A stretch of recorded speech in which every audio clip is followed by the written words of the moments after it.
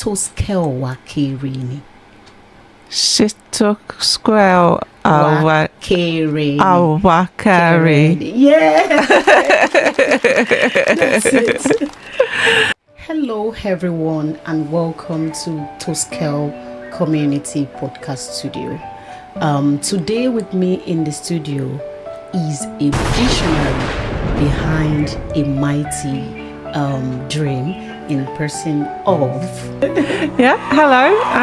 So my name's Hannah and I'm one of the co-directors of Nudge Community Builders in Plymouth. I will start by asking her about her personal journey, what inspired her about the whole concept or the whole dream of the Nudge community. I'm looking forward to it. Yeah. So can we know your inspiration? What inspired you? Okay. Yeah. Well, thanks for having me, first of all.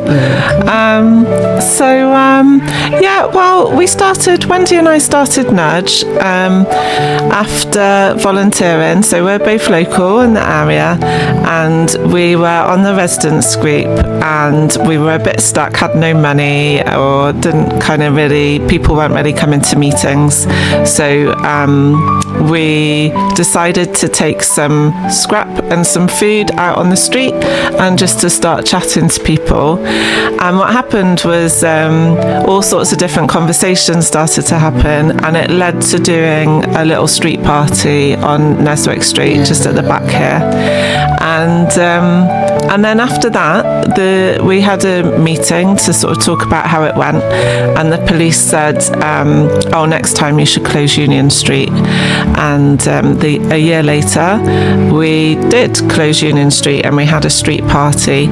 And the street party still happens, but what happened for Wendy and I was that we heard lots of people out on the street saying, why is no one doing anything about these empty buildings?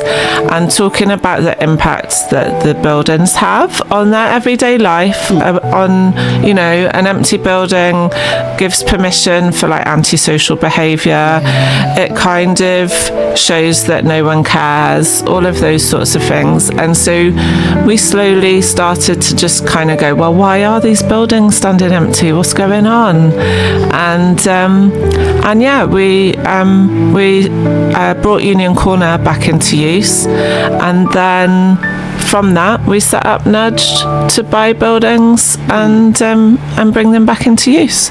So it wasn't really a big moment. It was just gradually we were got angrier and more frustrated about why the buildings were empty, how money works in communities like ours as well. It's not right that these buildings are left neglected when they could be used and filled with amazing things. So got angry about that and started Nudge, and here we are 8 years later. Yeah. 8 years later. I know. This is amazing to know. Sometimes it is good for us to know the real motivation behind each visionary's mission, because we also can pick one or two things and learn from their motivation and how all of us can impact the community where we live in. What is the biggest challenges that you've faced in Plymouth? The biggest challenges, the buildings that we're working on, they're really tricky. They've been left empty for a really long time. It's really hard to put the money together to buy the buildings, and then even harder to bring them back into use. I think the other challenge that we've experienced is the judgment when communities make change themselves. A lot of people want that to happen, and they say they want communities to change things and stuff like that. But when communities are actually doing it, people around them can be really risk averse. So we've had a lot of people kind of saying, oh, you can't do this, you've got to do it this way, all of that sort of thing. And that's been really hard because you doubt yourself and you worry about whether you're doing it right and all of that sort of stuff. So it has been really challenging, like pushing back on like a big economic system that has basically left communities like ours with lots of issues to deal with every day. And there are different solutions to that, and it takes a lot of different people, and the community has a real part in that, but often is sort of judged as like, oh well, you know, you can just pick up the litter or do this, when actually communities, when they come together, are capable of big change and different kind of change than what might happen if a developer comes in and does something. And so that's been really challenging, really. It's kind of money is what everyone experiences, isn't it? It's really hard, holding a lot of risk. The buildings are complicated, you know, they're big challenges, and so you have to hold a lot of risk. And then, how people perceive you and kind of the barriers that are sort of put in communities' ways. I'd say they're like the 3 big challenges that we just kind of keep circling around, basically. If it's not one, it's the other, or maybe all 3, depending on the week. Diversity and collaboration.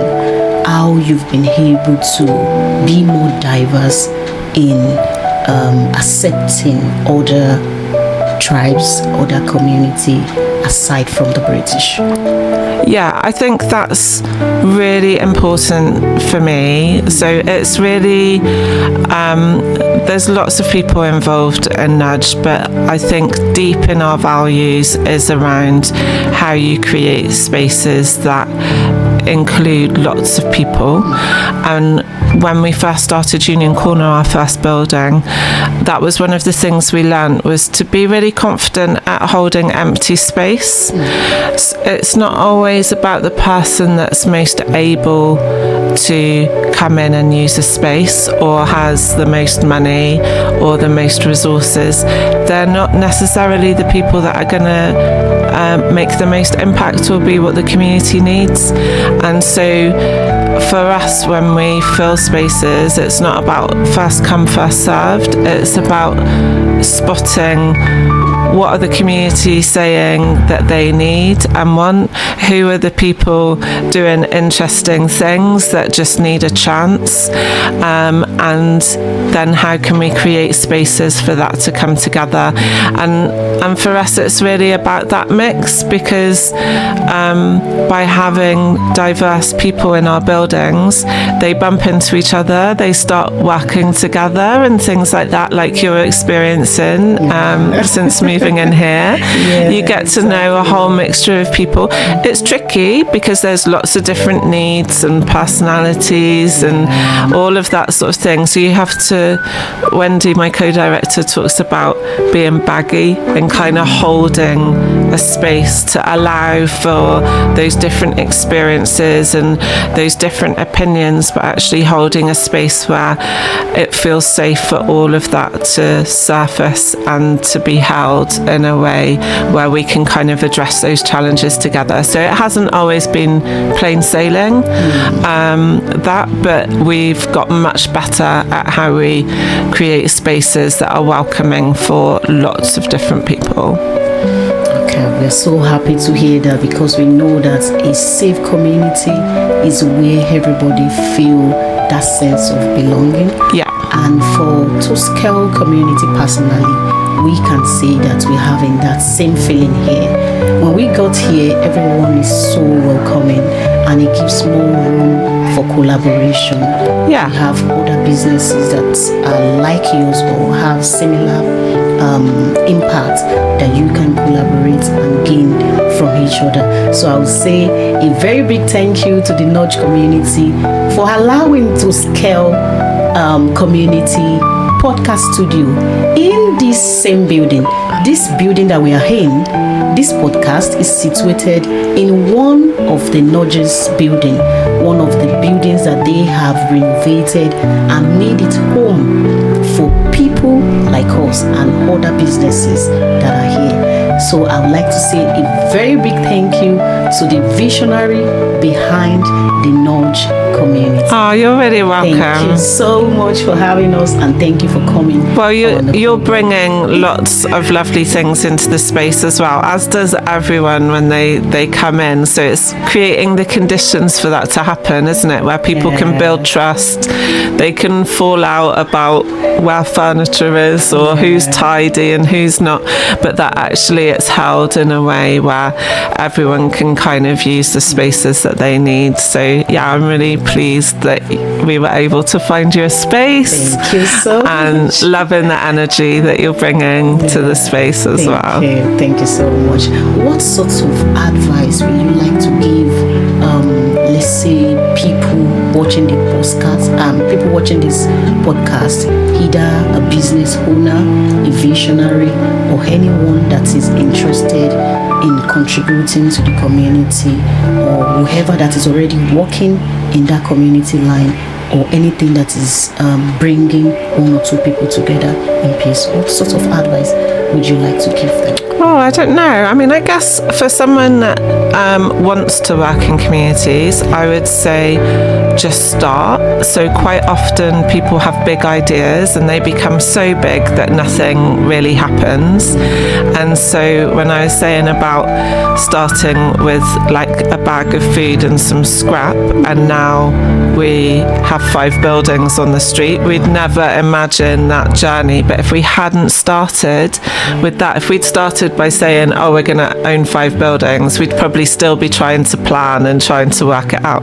But starting with that tiny moment and bringing people together and hearing things meant that it could grow. So we talk a lot about step by step and joining the dots and those sorts of things. I think there's definitely a lot around collaboration and sharing and sort of building your network of others that can support. What else can you join in with and things like that? Where can you go when you're having a tough day? I think, for those people that have already started, sometimes working in a community can look like a really lovely, amazing thing, but we both know that it can be really tough and it can be really exposing. You put a lot of your heart and your soul into what you want to do, and so finding people where you can openly say, this has gone wrong, or I'm juggling too many things, and for someone else to be able to say, well, I was there and this happened, or why don't you try this?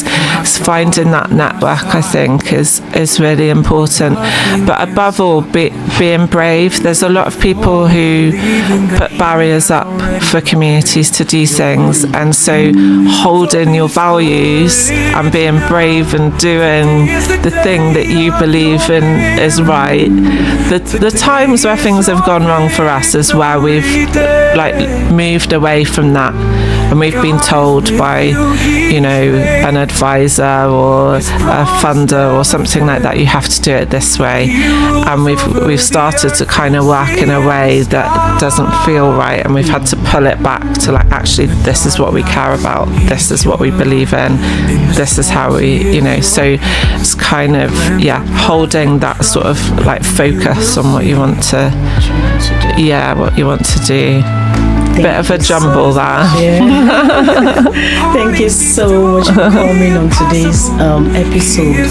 And to everyone watching, this is Toskel Community Podcast Studio, where we share real life experiences, where we share migration stories, and sometimes we bring visionaries behind every successful achievement or behind every successful community.